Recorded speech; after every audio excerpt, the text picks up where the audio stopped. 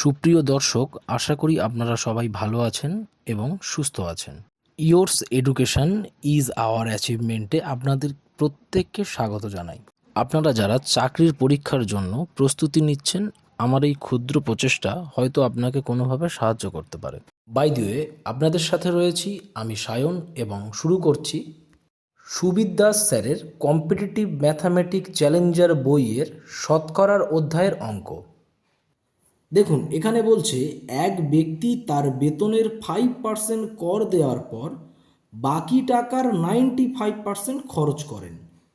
তার হাতে 114 টাকা থাকলে মোট বেতন কত টাকা? মানে এখানে বলতে চাইছে একটা ব্যক্তি তার বেতনের 5% কর দিচ্ছেন, দেওয়ার পর যে টাকাটা থাকছে তার উপরে 95% খরচ করছে।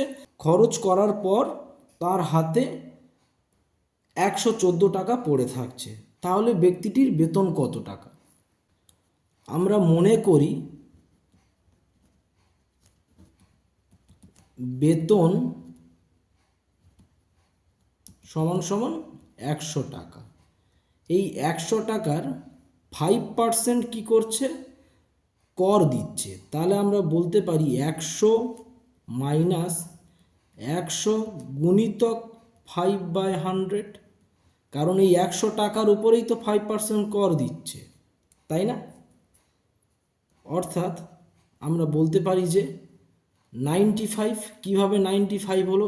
100 কেটে দিলাম, পড়ে থাকে 5। এই 5 থেকে 100 বিয়োগ করলে 95 থাকছে। এই 95-এর আবার 95% কী করছে? 95% খরচ করছে। যদি আমরা 5 দিয়ে কাটি, 5 20 100, 5 19 95, আবার 4 5 20 এবং 5 19 95। তাহলে আমরা বলতে পারি কত?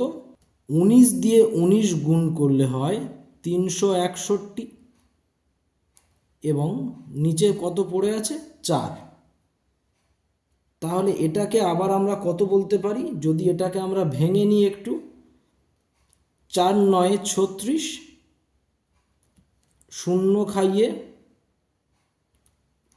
4 9 36, এবার 1 পড়ে আছে, তাহলে শূন্য খাইয়ে 10 নিলাম, তাহলে 4 2 8 এবং 4 5 20, তাই না?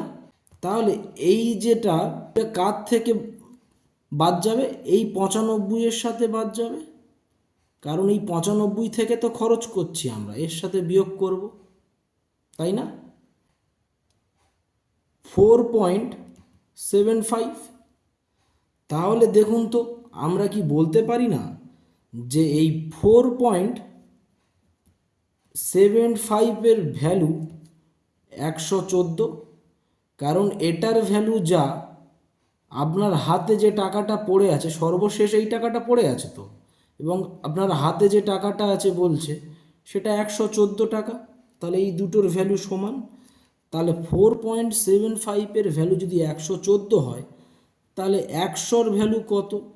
তাহলে আমরা বলতে পারি 114/4.75 গুণিতক 100।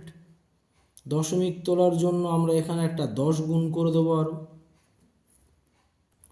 যদি এইটাকেও আমরা 5 দিয়ে কাটি, তাহলে 5 9 45, হাতে 2, 5 5 25 এবং 5 20 100, 5 19 95, তাই না?